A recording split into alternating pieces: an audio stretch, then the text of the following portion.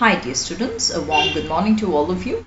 Welcome to the second session of lipids. In the previous session, we had mentioned about what are the functions of lipids and what are the basic lipids which we have.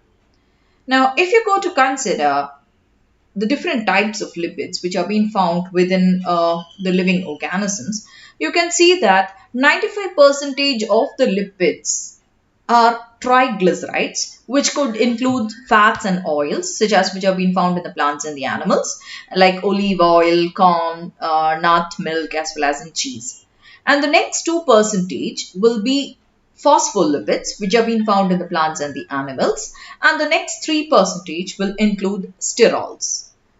Now, in this session, we are mainly trying to classify the lipids and find these different types of lipids which are being found within the living organisms. Now, these are the three different types of lipids which we come across usually in the plants and the animals. But rather than going directly into them, we also just need to come across what are the different aspects of the classification of the lipids. If you go to consider lipids, they can be classified into simple, complex, and derived. Now, what are the simple as well as the simple compound or the derived lipids? Now, the simple lipids can include examples such as the triglycerides and waxes, and the compound lipids will have additional compounds other than the simple lipids. Now, for example, phospholipids which contain the phosphate moiety, the glycolipids which contain glucose or the carbohydrate moieties, and in addition to the compound lipids, we can also have the derived lipids where the lipids are further being are derivatives, or it is little more complex. That is, other lipids are being derivatives of other lipids are being formed. So, among the simple lipids, now let's go into the examples of the simple lipids. The simple lipids, we have two different types members. One is a neutral fat called the triglycerides, and the second one is the wax. Now, for example, beeswax, spawn whale's wax, or the carnaube's wax. These are all examples of the waxes. Now, coming to the next one, the simple lipids are also called the homolipids. Now, the second type of lipids is a complex lipids or the heterolipids. They have additional groups other than the what? The normal lipids. Okay. Now, if they have a phosphate moiety, they are called phospholipids. And if they have a carbohydrate moiety, they are called glycolipids. If they have a sulfur moiety or a sulfate moiety, they are called the sulfolipids. If they have an amino moiety attached to the lipid, then it is called the aminolipid. Then if a protein has been attached, it is called the proteolipid. And if again onto the lipid, lipids are being attached, then it is called the lipolipids. Then coming to the third one called the derived lipids. They are derivatives of various other lipids. We will be dealing about the details of that later. Now let's start with the simple lipids. Simple lipids, they are esters of fatty acids with various alcohols. You had previously learned about the fatty acids. What are the fatty acids? You know, fatty acids are the ones which are having COOH group at their end. So, when this fatty acid form an ester with various alcohol, it results in the formation of simple lipids. And simple lipids can be of two types. The first type is a fat and the oil. It is called the triglyceride or the triacyl glycerol, in which three fatty acids are linked to the glycerol moiety by ester bonds. Now, triacyl glycerols contain same type of the fatty acids is called a simple triacyl glycerol, whereas those containing different types of amino acids, or fatty acids, they are called the mixed triacyl glycerides. And most of naturally occurring fats and oils, they are considered to be of the mixed type, where the fatty acids will be of different types. Now, it can be of, now the fatty acid chain length, it can be different. Now, sometimes C16 is palmitic acid, C18 is stearic acid, and C18 is oleic acid. And if you go to look onto the total diet lipids, 98% of the lipids are being constituted by the triglycerides or the fat on the oils. And they are the storage forms of energy and usually form the fat deposits within the living forms. And fat mainly contains saturated fatty acids, therefore they are liquid at room temperature. They are non-polar and hydrophobic in nature because the OH group of glycerol and the COOH group of fatty acids are involved in the ester bond formation, and it is not available for hydrogen bonding. So I hope you understood the case of the simple lipids, where a glycerol moiety is being linked together to fatty acid moieties and the ester bonds are being formed between these two.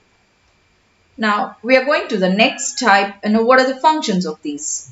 As we know, they provide energy in the cell, and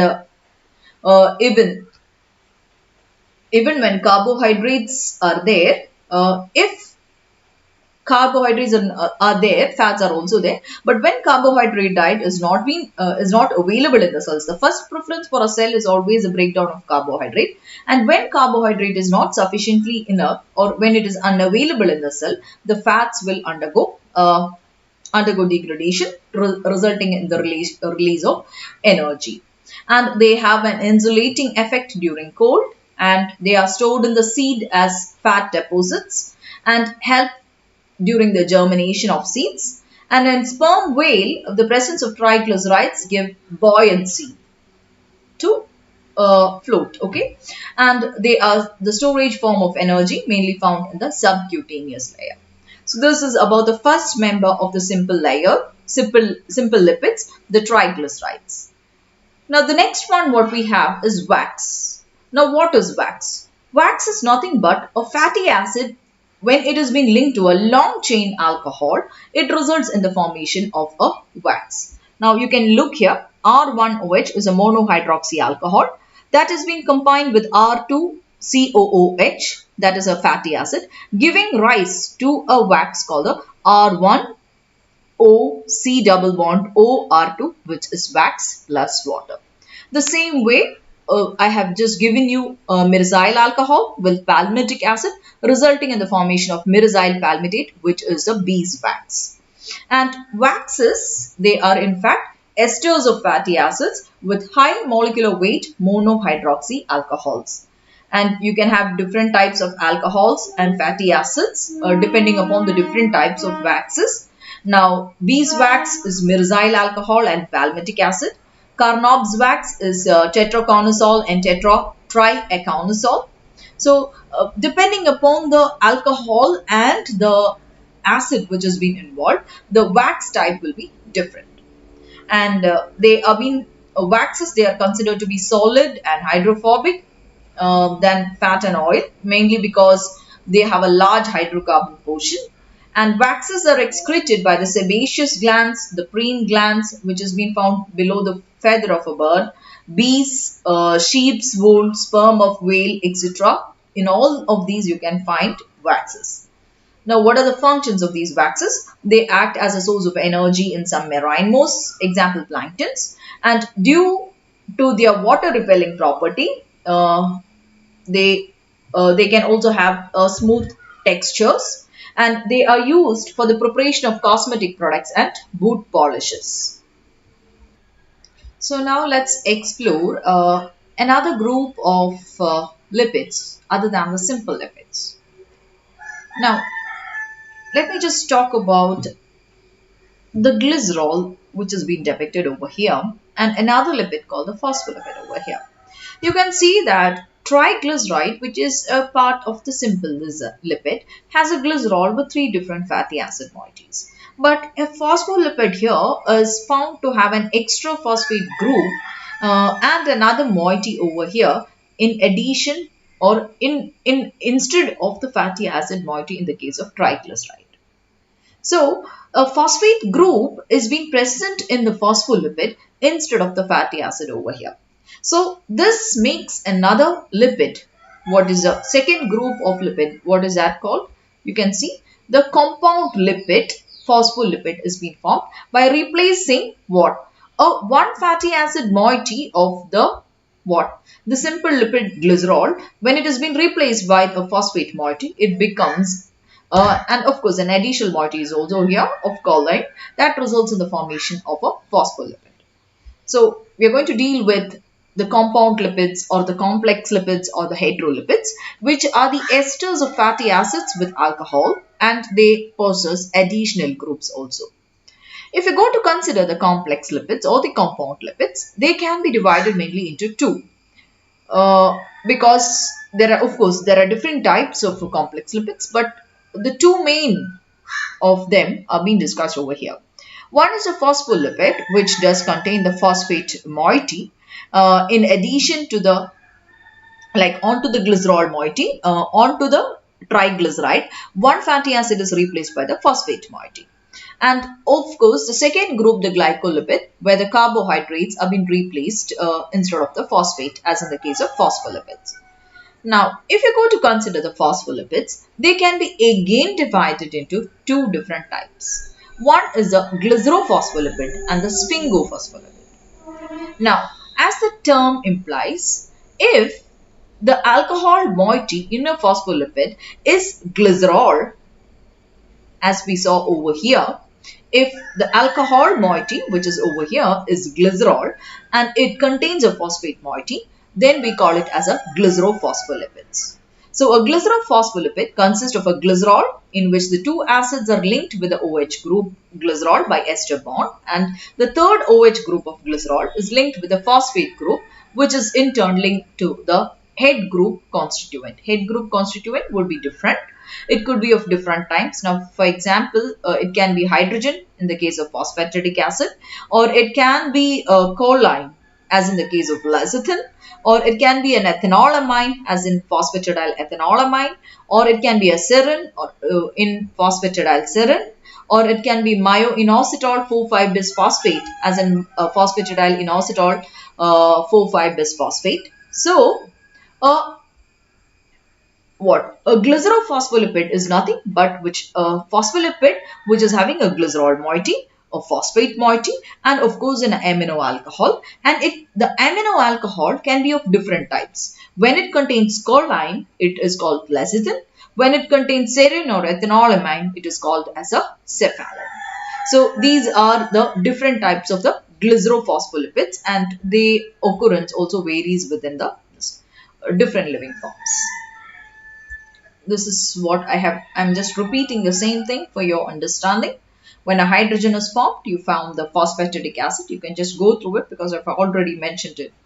Now we're going to talk about the next type of phospholipid called the sphingolipids. Now, what are the sphingolipids and the glycerophospholipids? What are the difference between them? When you have a glycerol moiety as the alcohol, you call it as a glycerol phospholipid. The same way here, if you have a sphingosine, which is an 18 carbon alcohol, instead of glycerol, you call it as a sphingolipid.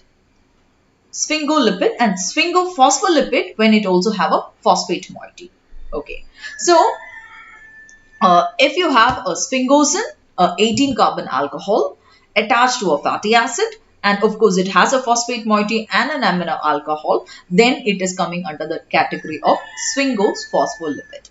And just as we told in the case of phospholipids earlier, glycerophospholipids, the sphingospholipids also, the head moiety will be found to be different. And if the head group in the choline is choline, then you call it as sphingomyelin. So depending upon the moiety which has been attached over there, you can have different sphingospholipids also. And you can see that glycerophospholipids as well as sphingospholipids, they are being found within the living cells. Now, if you go to take the RBC in the cytosolic side of the plasma membrane, you have phosphatidyl ethanolamine and phosphatidyl serine and phosphatidyl inositol. You know what are these? These are what? Glycerophospholipids which have been formed. And on the exoplasmic side, we have what? Phosphatidyl choline, sphingomyelin and sphingolipids. Sphingomyelin, which is a sphingolipid. So the occurrence of glycerophospholipids as well as sphingospholipids do happen do happen within the plasma membrane of a particular living cell. Now let's go to check what are the functions of these phospholipids. Now each glycerophospholipid molecule, it mainly consists of a small polar head group and two long hydrophobic chains. These are the hydrophobic chains and this is the hydrophilic head. And in the cell membrane, the two layers of the phospholipids are arranged as follows. That is, the hydrophobic tails point towards each other and form a fatty hydrophobic center. And the ionic head groups are placed at the inner and the outermost surface of the cell membrane. So what would happen is a stable structure will be formed because there is an ionic hydrophilic head group interact with the aqueous media inside and outside the cell, whereas a hydrophobic tail will maximize the hydrophobic interactions with each other and they are kept away from the aqueous environment.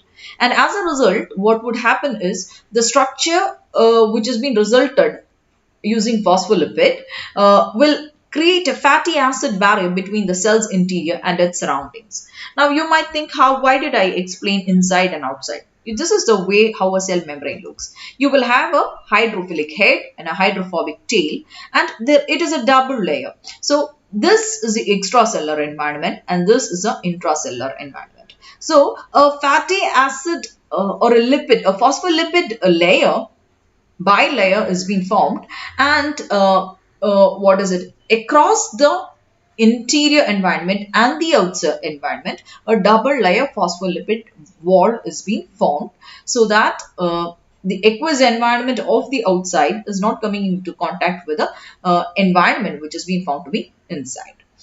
You can see that both at the extracellular surface and at the intracellular surface, we are having the hydrophilic heads and the hydrophobic tails are being found in between them, which will result in the formation of hydrophobic interactions, and a stabilized cell membrane structure is being formed in all living form using this phospholipids. Now, another function or another important role of the phospholipid is mainly to act as an emulsifier.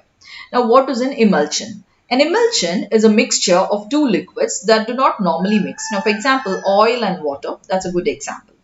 And without an emulsifier, oil and water will separate out and it will separate into two layers.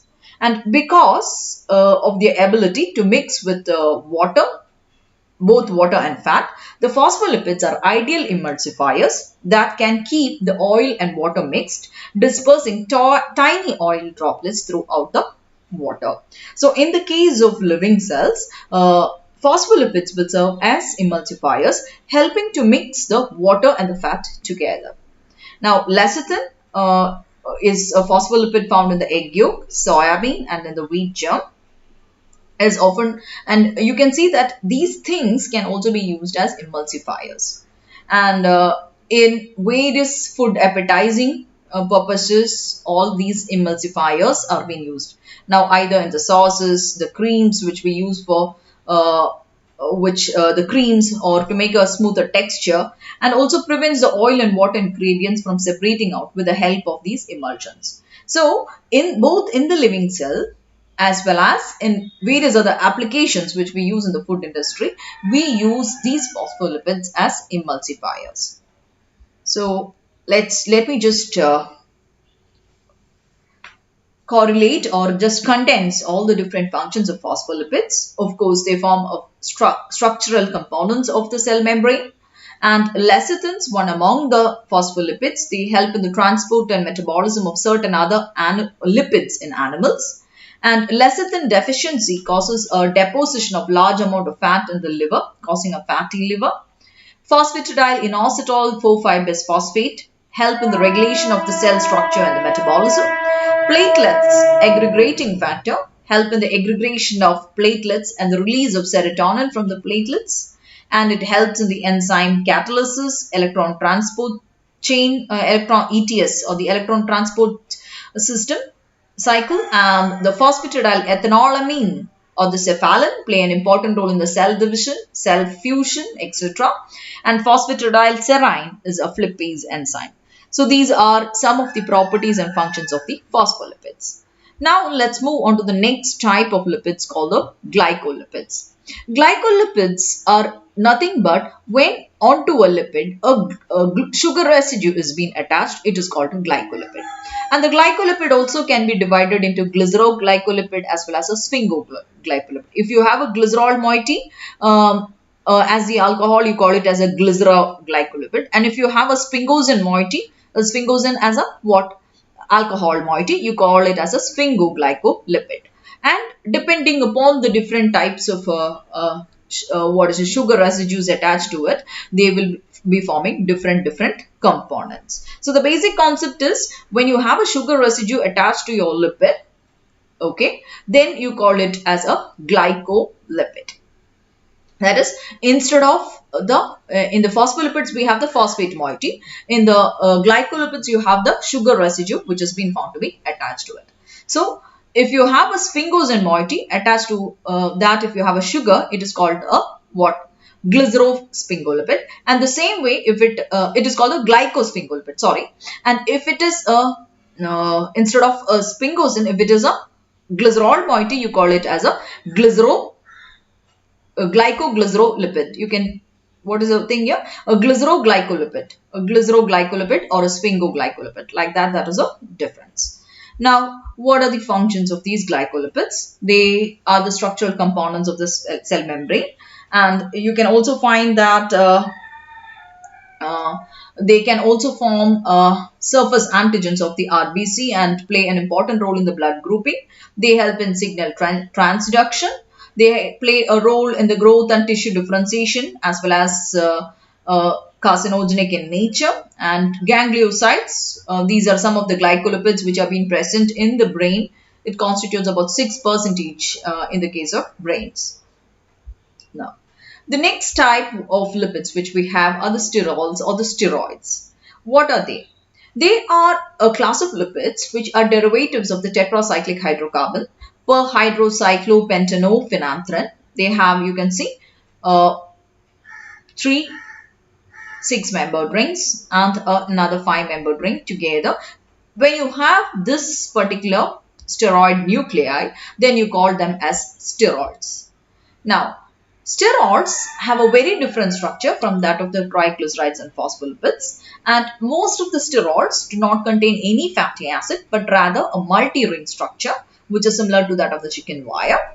And they are complex molecules that contain interlinking rings of carbon atoms with side chains of carbon, hydrogen and oxygen attached. So, into this basic steroid nucleus, different types of side chains and oxygen and all that will be attached, resulting in the formation of different steroids. Now, if you go to consider the membranes of plants, animals and microorganisms, you can see that in the plants we have the phytosterols, in the animals we have the zoosterols, and in the microorganisms you have the mycosterols. And in the case of animals, the most important of the zoosterol is cholesterol, which we always discuss with our health. And in the case of plants or the phytosterols, it can be different. Like now, for example, it can be beta-cetosterol, camposterol, stigmasterol. Different types of phytosterols can be present. Now, let's talk about sterols and their derivatives. Now, cholesterol being the most important member, I'm just concentrating on to cholesterol. So, the most important member of the sterol family, which has been found in the animals, is the cholesterol, and it plays an important role in the heart diseases, and it forms a large part of the fatty plaques that narrow the arteries and obstruct the blood flow in atherosclerosis. But cholesterol also have many essential functions in the body, like phospholipids. Cholesterol is present in all the body cells as it is an important substance in the cell membrane structure. And it is also used by the body as a precursor in the synthesis of a number of important substances. Now, for example, vitamin D has been formed from cholesterol. Then we also have the bile, which has been formed as a derivative of cholesterol. The sex hormones such as the progesterones, testosterone and the estrogens are all being formed from cholesterol. So, if you go to consider the derivatives, cholesterol, it can in turn be used for the formation of vitamin D, or it can be used for the formation of steroid hormones like androgens, which are androsterones and testosterones. Then you can also have the estrogens, estradiol, estriol and estron. These are the hormones which we have. Or you can also have other type of hormones like mineralocorticoids and glucocorticoids. Of course, I'm not going to the details of these hormones right now because we have a separate section for that. And so cholesterol can also be forming vitamin D, and cholesterol can again be converted into different other derivatives, like for example the bile acids, the secondary bile acids. These are all being formed from the cholesterol. These are the about the derivatives of what? Of cholesterol. Now, if you go to consider the hormones, testosterone is androgen produced in the testis. It helps in the development of the male organs, male sexual characteristics, including muscles and facial hair and sperm formation. And estradiol and estrogen causes the development of the female sexual characteristics and ovulation. Progesterone produced in the ovaries prepares the uterus for the fertilized egg, and norepinephrine, okay, it is a contraceptive birth control pill which is a synthetic progestin. So these are all coming under the derivatives of cholesterol. Then of course the other one, bile acids, which are cholesterol derivatives. They help to emulsify the dietary lipids. They are being secreted from the liver, stored in the gallbladder, and passed through the bile duct into the intestine. Bile acids, they represent a major metabolic fate of cholesterol, accounting for more than half of the 800 mg per day of cholesterol metabolized. And bile acids are recycled through the intestine which we have. So the fate of cholesterol can be of different types. Cholesterol is used by the cells to decrease the fluidity of the cell membrane. It can be used in the steroid hormone synthesis. It can be used in the vitamin synthesis like A, D, E and K biosynthesis. And cholesterol can also be exported from the liver as bile acids, cholesterol esters or biliary cholesterol. And the cholesterol esters are transported to other tissues to use cholesterol. So with this, we come to an end of the type of the lipids which we have. And you can also get an idea right now, I guess, about the different types of lipids which we have and what are the different derivatives, whether now sterol derivatives are also being discussed. Thank you for now.